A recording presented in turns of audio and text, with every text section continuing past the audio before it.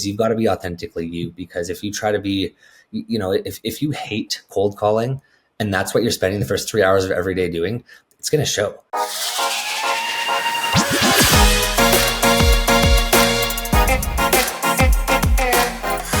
Hello and welcome to episode 239 of the Smart Agents Podcast. As always, my name is Michael Walter and I'll be your host. On today's episode, we are joined by Trevor Bigg of Williams Lake, British Columbia. Entering the industry in 2019 after spending time as a diamond driller, Trevor first made a name for himself in his tight-knit community through door knocking. Over the years, he has shifted a lot of his marketing efforts to video content creation, and it has paid off in a big way as a 3-time Icon Award winner. Throughout our conversation, Trevor shares how his work ethic and desire to always be learning has led to his success. Emphasizing the importance of authenticity, Trevor dives into how his content creation has evolved and what resonates the most with his audience. But before we get on with the day's featured interview, if you or someone else on your team has an incredible story of real estate success or tips to share with our community, send us a message to feedback@smartagents.com. We're always on the lookout for new guests to inspire our listeners. And lastly, if you enjoyed this conversation and want to hear more, be sure to subscribe to the Smart Agents Podcast. We stream on all major podcasting platforms such as Apple Podcasts, Spotify, Amazon Music, and of course, YouTube. All right, let's get on with our conversation with Trevor Bigg. If you'd like to hear more from him, be sure to check out his podcast, Collaborate, where he connects with fellow top producers to talk all things real estate success. All right, well, really the way I like to get started is if you could just introduce yourself to us a little bit. Tell us who you are and where you are joining us from. Yeah, absolutely. So Trevor Bigg, based out of Williams Lake, British Columbia. I got into the game 2019. When I got started, I joined a smaller brokerage. I didn't have any friends or family in the industry. I actually went from diamond drilling in northern Alaska there, just on the border of BC, and then jumped into real estate. And so when I got into it, I had no sales experience. I had no friends or family in the game. I was totally green.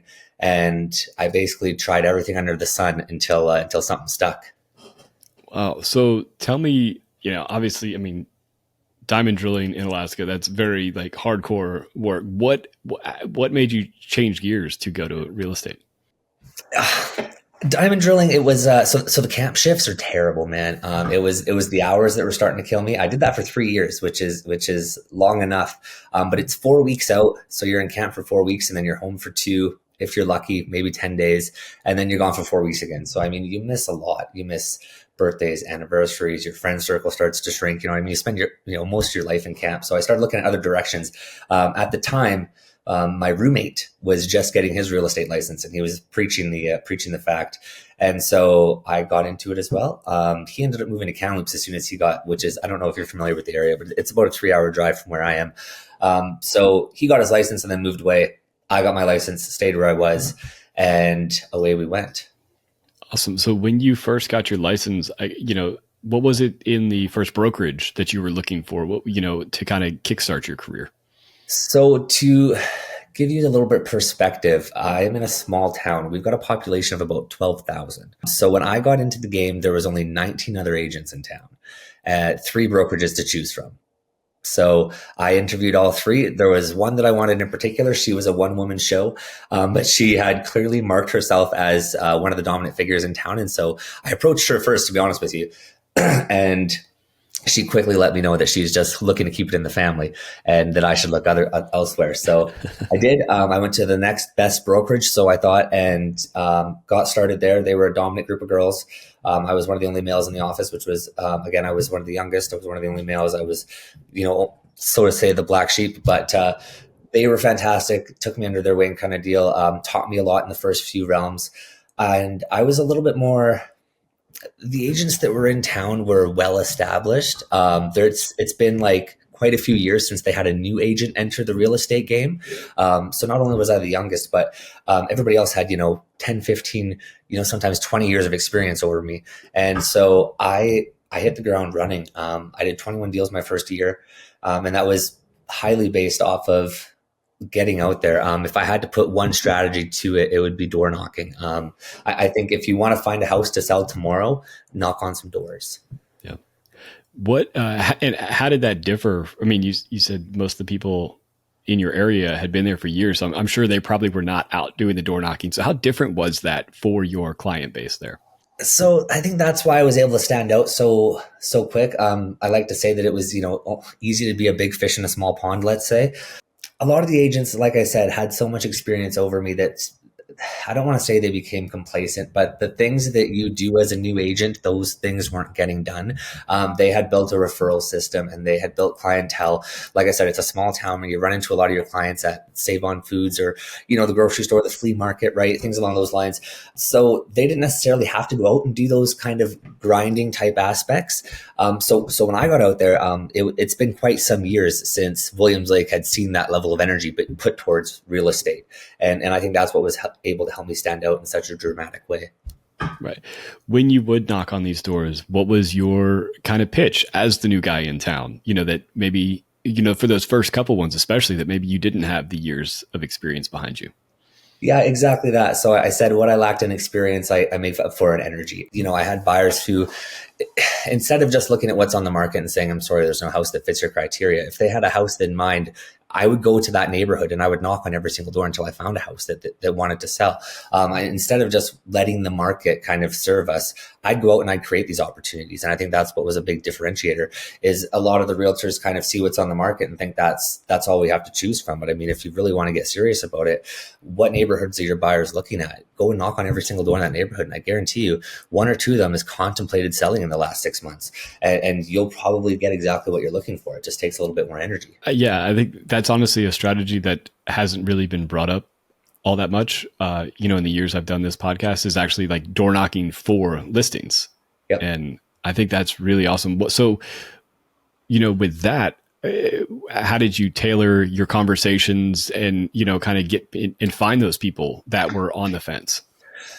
So the beauty of that kind of scenario is, yes, you don't have experience, but you're knocking on doors stating that you have clients looking in these areas. So you're not necessarily just saying, hey, I'm new to the area. Do you want to sell your house? You're stating you're a new agent and you already have a client base looking for homes in this area. So you've already established yourself. You already say that you're working with other agents or working with other clients. And you've kind of established that level of professionalism where you're not just kind of green saying, hey, look at me, here's my business card, let's do a deal. You've kind of let them know that even if you aren't looking at selling, I have clients in the area looking at purchasing.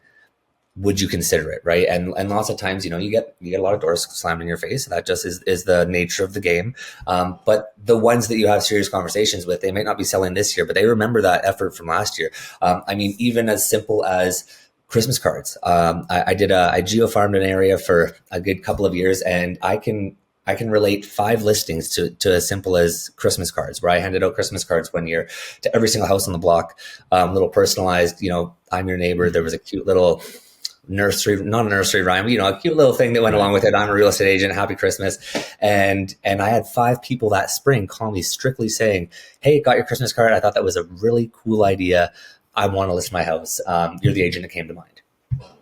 That's a really good return on investment for some Christmas cards. Absolutely. I definitely got my steps in because I didn't want to just mail a note. I went to every door and I gave them a Christmas card. So again, it's kind of, it's doing that little bit extra, right? It's finding a way to see what everybody else is doing. And then, okay, how can I do it a little bit extra? How can I do it more? How can I make myself stand out when everybody else is sending out postcards and mailouts? Because I get those postcards and mailouts too. I go to my mailbox and there's a recycling bin beside the mailbox. And you can see every time a realtor sends out a free home evaluation or whatever it is, right? There's just a stack of them in the recycling bin. They never even make it to the doors, right? So I really didn't want to be that realtor. I wanted to make sure that the marketing material that I had in place was getting into the door. And so I hand delivered everything. And that really helped my name stick in people's minds. Yeah. How much of your background, doing the diamond drilling and just putting in the hard work to get something done? I have to imagine that really just kind of grinding things out until you found your success is just kind of instilled in you. So that's a big one. Exactly that. I had a pretty ridiculous work ethic, let's say, where diamond drilling is, you're on the drill for 28 days, 12 hour days. It's 4 weeks on, right? Like there's no days off. You're working weekends and holidays and it's 12-hour shifts, 14 hours sometimes. Sometimes you're working night shifts. So it's 7 p.m. to 7 a.m. It's hard labor. It's hard work, right? You're sweating, you're lifting pipes out of the ground. It's a serious job, right? So when I got out of diamond drilling and into real estate, that's the kind of mentality I had, where I'm going to put in 12 hours a day and I'm going to work weekends and evenings, and I'm going to work. It'll be 4 weeks before I take a day off. You know what I mean? And that's the level of work ethic that I entered the game at. And I think that was a level of work ethic that many other realtors hadn't seen in quite some time. And so it added a certain level of competitiveness to our local real estate realm, which I think is fantastic. Yeah, absolutely. Well, and I think it's also really, it's really important to have that work ethic, especially in the beginning, because you're relying solely on yourself for that paycheck. And if you're not out there grinding, it could be months and months before that paycheck comes in. And that's where sadly so many people end up, bailing on the industry. Yeah, commission only is it's a mindset, man. You've got to really wake up, and it's betting on yourself every single day. I mean, you're only getting paid based off your hustle, your grind, your grit, what you're able to produce, right? So every day you basically, it's like waking up jobless every day and figuring out how to get that next sale, right? And so I think I'm not one who likes to. I don't take failure very, very well. Let's say I don't like to lose, and so when I got into the game, I had no database, I had no clientele, I had I had my sphere of friends, but I got into the game at 24, which is not a lot of my friends were buying houses at that age yet. So I was really starting with nothing, and that scares a lot of people. I flipped the script of it, and from my point of view, at that point in time, I had nothing to lose.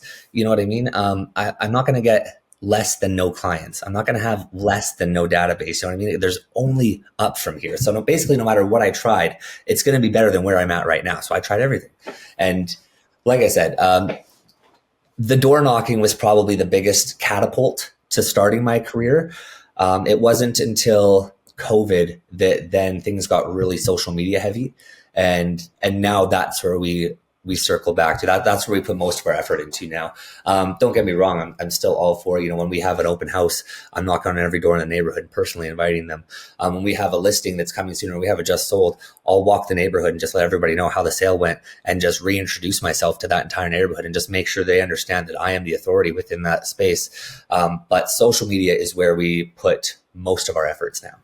Yeah, and that was something I wanted to ask you, because mentioning, saying that you got in 2019, obviously it wasn't that long after the whole world changed, things completely shifted, and you did have to make probably a pretty big shift in how you were doing things. So walk me through that. And then obviously it's worked out, 3-time Icon Award winner. So, it definitely has worked out.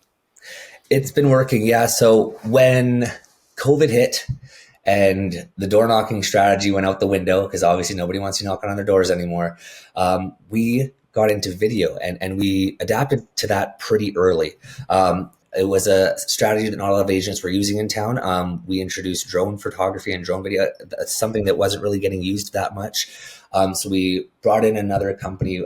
They were actually coming up from Kamloops. So again, a 3-hour drive, which is not necessarily the easiest thing to schedule, but we were making it happen. And we started really putting together some high quality video content. And that's how we were advertising our properties. And again, that's when the big push for social media came into play too, is okay, how can I get the same level of contact without actually having that physical contact, without knocking on the door? How can I get in these people's houses and still show my personality, my drive, my ambition, right? How I do things. And so video just seemed like the no-brainer. And so we got into that pretty early. We went really heavy into it, like at least 1 or 2 videos every single day. And again, that was able to push us above a lot of the other realtors who, we've seen a lot of realtors fade out during that time period, where they didn't quite adapt to what needed to be done, and unfortunately didn't make the cut. When you started doing the video content, did you have like a super targeted strategy or platforms that you were wanting to go on, or was it just we want to get our face and our name out there as much as possible? It was face and name. It was. Again, we were just trying things at first, right? We didn't really know what was going to work, what was going to stick. So it was more or less just documenting our day. If I was at a showing or if I was at a listing, hey guys, here's this listing, blah, blah, blah. Great. Would love to show it to you. And then we got into a little bit more high quality videos, because at first it was just, selfies and lives, just however we can get out there the most effective way. But then we really started getting into more high quality videos, more scripted videos, more put together, marketing, let's say. And and it's kind of snowballed from there. And that's what really, we got a lot of listings. We went from a buyer's agent to a listing agent, and that's how we did it, was really showcasing the listings that we had, because prior to that we were dominantly a buyer's agent, as an agent does when they get started, right? It's hard to jump to the game and just all of a sudden have all these $1 million listings. But that's what shifted us from buyer's agent to listing agent, was the high quality marketing that we were putting out. Yeah. And, I think, if I were scrolling, Instagram page or whatever it is, and I see a local listing pop up with a really sharp, high quality, video pumping that listing, that's something that I want for my house too. I'm definitely going to be giving the agent a call. Exactly that. And it was, like I said, something that hadn't really been seen yet in the Williams Lake market, because like I mentioned before, a lot of the other agents that I was competing with, they were in my office and everything, but let's be real, you're competing with everybody. Right. A lot of the agents that I was competing with, they'd been in the game for long enough that they got into a routine, let's say, where you take the pictures, you post them on the MLS, and then you wait. Whereas that was the opposite of my strategy. I would put that listing anywhere that I had access to. It was on Facebook 3 times a week, and it was on Instagram, and it was being videoed, and it was being droned, and it was being photos, and just as soon as the virtual tours came out where you could start clicking through houses, brought that into the game right away. Just basically any way that I could showcase that I can do more than just take pictures was what we were doing. Yeah, absolutely. And then I've also noticed, even on your social media today, there's a lot of educational type content for, the process of selling. And, was that something that you adopted early on, or is that kind of evolved in your video production portfolio? No, again, that was more of an evolve. It started out with more based off of listings and local business and things along those lines. It evolved into informational content, let's say. We kind of figured out, as time rolls on, that trends come and go, and the high quality listing videos, yes, of course, every listing wants one. And we still do that, don't get me wrong, but those stopped being the videos that stopped people from scrolling. You know what I mean? And that's what you want, is you need that watch time. And the amount of minutes that got watched during listing videos, we started playing with content, and basically figured out that the more content where I could be on the screen talking and informing people of, what's a smart buyer doing? What's a smart seller doing? If I had $50,000, how would I invest into real estate? Here's how you house hack. Just like the narrative that's, yes, talked about, but not your typical just bought, just sold, just listed. Those started to not gain as much traction as they did at first. And so again, we had to kind of see what was going to be the next thing to work. And so we started putting out more informational content. What we found with that is you definitely want to be careful on how you craft it, but you definitely have to have an opinion. You can't be one of those agents that always says it's a good time to buy, it's a good time to sell. The market's great. You have to have an opinion. You have to be real. What you think people want to hear is actually what they want to hear is your authentic opinion, is what you actually think, the knowledge that you actually have to share, whether it be right or wrong. They want to hear what you have to say. And so if you're just another realtor who's saying it's always a good time to buy and sell, you're going to just simply end up noise, and people scroll by noise real fast.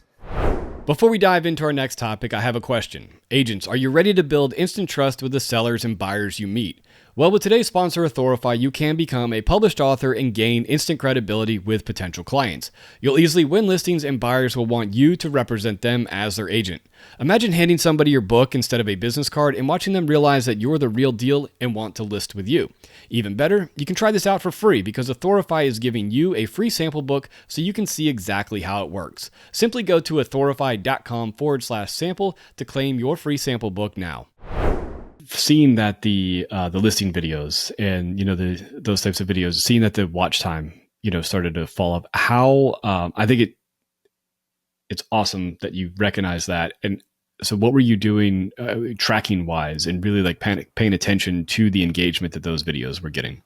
Just looking at the analytics behind it all, seeing at what point does the viewership start to fall off, and it was at roughly that 7-second mark. Prior to it, and again, we've evolved our listing videos too to become a little bit more engaging. We'll have people walking through or a car pulling up. Like there's certain things that we've introduced to our listing videos now to kind of increase that view time as well. But it went from, when we were first putting out our first listing videos and everybody was really on board with it, we'd have, an average of like, let's say 37 seconds. Whereas as the years went on, the videos kind of started to drop it to closer to like a 7-second watch time. And so we needed to do something to increase that engagement and that viewership. And so what we did was, one, we started putting out more informational content. Me as a realtor, kind of explaining what Williams Lake is all about, what the market's all about, what the rent rates are like, and how to invest in the local market. And then we had to kind of get a little bit fancier with our listing videos as well. And whether it, not fancy, like I'm not having Rolls Royces pull up to all my listings, but more or less just kind of finding a more engaging way to show off these listings, finding a few key points, if there's a fire pit in the backyard, have somebody roasting marshmallows, you know what I mean? Just something that kind of brings a little bit more personality, a little bit more life to the videos. And we found that's really helped as well. You talked about, trends evolving and, making sure that you are, on that wave almost as, the different trends of content come and go. Are there people or, outlets that you follow to where you can kind of stay current with what's working? Yeah, I try to keep my screen time down, but at the end of the day, to be a great content creator, you've also got to be a great content consumer. You've got to see what other people are doing, because that's your biggest mode of trial and error, let's say. Without you having to try everything under the sun, you can see what other people are trying, and you can see how many views they've gotten, and you can see what's working for them and what's not working for them. And honestly, that's been another great key component of the podcast that I've started as well, is being able to connect with all these other agents from across, North America, let's say, and see what they're up to, see what's working for them and what's not working for them. And, kind of collaborate and put together this trial and error catalog of what's going to work and maybe what's going to work next. You know what I mean? What's the next big thing? Yeah. And that was a topic that I wanted to talk about, was your podcast. So talk to me about, the desire to launch that and what the thought process was, I guess, when you first, went down that road. For sure. So like I mentioned, we're in a bit of a small town here. Almost isolated, let's say. I'm like a 3-hour drive from your next major city. I've got a small population. I've got a small group of realtors that are all working together here, which is fantastic. But you stop getting those big ideas when you just continue to work in that small pond. You know what I mean? You don't get those big pond ideas as much when you're so honed into your local market, and you have to be. But again, the market that we're in is quite isolated to the other major markets where, big and better things are not better, but bigger things are happening. And so the idea behind the podcast was to get myself out of my local market. I wanted to kind of see what the other people were doing, and not, just steal ideas, let's say, but just there's so much more going on in real estate. And what's been so cool is, out of the 45 or 50 conversations that I've been able to have with other realtors, is everybody's got a different way of doing things. Something worked differently for everybody. And so everybody thinks that there's, the 4 or 5 things that you have to follow. And like, this is how you get successful, and you've got to follow these 5 steps. But if you talk to other realtors and actually collaborate and see what's going on, everybody's done something a little bit differently to get to success. And so there's not like a one-way path. You've just got to kind of continue to try. It's consistency, right? Anything you do consistently will eventually pay off. It's just as long as you're doing the right things consistently. And that was my biggest issue, is I didn't want to spend a lot of time doing things that weren't working.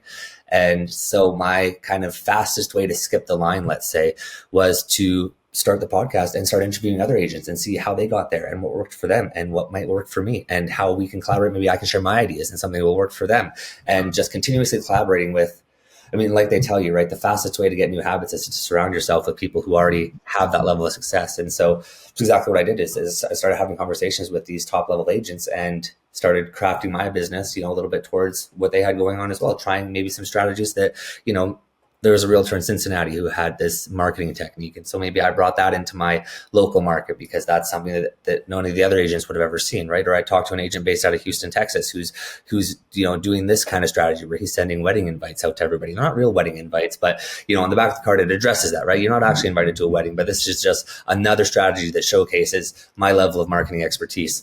And there's just so many different tricks and tips of the trade that you learn just collaborating with other agents. And I think that that's something that many agents fear, especially getting started, is they think that there's all these idea thieves, and they don't want to share their top level secrets. That's how it felt when I got into it anyways, because like I said, it's been a small town mentality, where everybody thinks that if they tell their secrets, that now everybody has their secrets. But at the end of the day, it comes down to execution. I mean, the pros aren't keeping anything secret anymore. The things that you need to succeed are out there. You know what I mean? All the information is there. It just comes down to execution, and that's the big differentiator. Is lots of people aren't willing to execute these high level tactics. Yeah, and what I love about the podcasting and collaborating with other agents and sharing of these ideas, you're not necessarily just ripping that idea as it was explained to you. I think you walk away from a conversation thinking, okay, how can I adapt this to my business, and how can I adapt this to my particular market? And I think that's what's so great about the collaboration between agents. Well, exactly that. Because even, I mean, if me and you look at a playbook and do the exact same play, it's going to end up different. You're going to do it differently than I do it. And that's the name of the game, right? I mean, we might be handing out the same flyers, but your script's going to be different than my script. You know what I mean? The way I knock on the door is going to be a little different. The way I dress is going to be a little different, and so you could have the same strategies in place that every other agent does, but the way you execute is what really matters. Yeah. Tell me the name of your podcast and where people can find it. The name of the podcast is Collaborate. You can find it on Apple and Spotify and YouTube. We've got it all over the place. Yeah. So as you talk to some of these top producers around North America, what are some of the things that maybe are similar themes that you have found among these people? The number one most common theme that I've seen out of talking to every single agent that I've been able to talk to has been authenticity. That's been the number one underlying theme behind almost every conversation. Is real recognizes real, and it really shows, especially in today's day and age when you've got lots of agents who are producing tons of content, right? Almost every agent out there is on social media doing this, that, TikTok dances, all the fun stuff. But at the end of the day, it's authenticity that wins. And that's been the underlying theme for almost every conversation is you've got to be authentically you. Because if you try to be, if you hate cold calling and that's what you're spending the first 3 hours of every day doing, it's going to show. People are going to be able to tell on the other side of that line that this is not something that you enjoy doing. And the numbers will show, right? Where if you can just authentically find a part of the business that you truly enjoy, you're going to shine. As you've done that yourself and created the content, how have you seen your interactions with clients at the very beginning? How has that shifted, those initial conversations with clients from, as you're sharing, this content and more about your personality than when, you first got in? Yeah. So the beauty of social media is it's not necessarily like you're sitting there and you're just having lead after lead after lead flow in on Instagram. But what's happening is the leads that you are getting in, they turn from cold leads to warm leads. The people that I'm having conversations with often have already seen me on social media, or often have already seen me on Instagram, or we've commented on each other's post or whatever it might be. But that connection has already been made, where I talk to a lot of people who I've never met before in real life, but they tell me that it feels like they already know me because, I've been able to broadcast effectively the authentic me online, right? And at first it wasn't always like that. I did the same thing every realtor does. I got into the game and I bought a couple sports jackets and blazers and pantsuits and everything. And I dressed how I thought I was supposed to dress, but I mean, at the end of the day, it wasn't me, and I wasn't comfortable in it. I like to look good. Don't get me wrong, but I'm a pants and a shirt kind of guy, and so my business strategy has definitely morphed from kind of going to what I thought I needed it to be to just what I am, and the authenticity has shown in social media. I think that's the biggest key takeaway with the social media is you have to be authentic, because if you're broadcasting something different and then people meet you and the things don't match up, then all the efforts that you put into your social media have basically gone to waste. Yeah. I mean, I think if there's a disconnect between the person that you portray online and the person you are in real life, you've already broken that trust. Like, it's hard to repair that trust if it's, if there's already that level of, I guess, distrust really, between what this person was sold online versus what they're getting. And I think, by just having that congruent messaging and everything definitely helps, Yeah, I just mean, paper. there's already so much skepticism about what people see online, especially now with the AI days, right? Where you've got all of these other agents who are trying to do like AI clones and find ways to kind of ease the process for themselves. But what's happening is they're taking themselves out. They're removing all the personality out of it, and that's, I mean, at the end of the day, real estate is a people business, and people connect with people, and that's how you get your business. I always tell people like the three posts that I always get the most engagement on never has anything to do with real estate. The post that I always get the most engagement on either has to do with my kids, my pets, or the food that I've, a local eatery or something along those lines. But that seems to be the trifecta: kids, pets, and food. I mean, of course, you got to sprinkle in some professionalism. Yes, I'm still a realtor and I know what I'm doing and I'm effective at it. But you've got to show a little bit of personality too, because that's what people connect with. One of the things I've also noticed that, even through doing our podcast, that the people that have found the most success are the ones that are the hungriest to continue learning. And I feel like if somebody that is actively doing a podcast and actively wanting to learn and collaborate with other agents, you definitely fit that, that mold. Well, and I think that's important. I think that I adopted that early on because, like I said, I was working with a lot of agents who had just been doing the same thing for X amount of years. Because the mentality that I was kind of surrounded with was, if it's not broken, don't fix it. If it's been working for this many years, why would we do anything different? And for a long time, okay, good point. If it's working, sure. But that wasn't working for me. I wasn't comfortable just kind of accepting that. And so I started going to seminars. I went to a couple Tom Ferries down in Vancouver. I started going to a lot of, I go to all the EXP cons now. I just kind of started immersing myself in ways that I can sharpen the tools, and that really helped me shine. Yeah. Well, before we wrap up, what are some of the future goals? Where do you want to, take your real estate career, both, in the, as an active agent, but then also outside that, because real estate it lends itself to so many different avenues of business. Yeah. So, real estate wise, we're looking at building a team now. It's been fantastic being a solo agent. We've had lots of success. But we're kind of at that benchmark now where we're doing about 75 deals a year, which is, it's awesome. And I'm not complaining in any way, shape or form, but it's busy. It's a lot of work. And I've got a wife and 3 kids. I would love to be able to, I've got enough business where I could have a buyer's agent or 2 or 3 and everybody would be fed. So that's the goal, is we're going to look at building a team this year.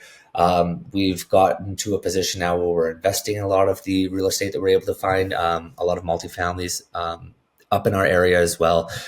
They're fairly cheap. I mean, the benchmark price, you could find a nice fourplex for like $650, which is, if you crunch the numbers, you're in the green right away, which is, we're dealing with cap rates of like 10, 12%, whereas other major markets are looking at closer to 5. So it's been fantastic. Looking at building the team is the big one. And then investing in real estate ourselves, just kind of, again, more immersing yourself into what you're doing. But the more skin you have in the game, the more that you're able to kind of broadcast what you know and how you know it.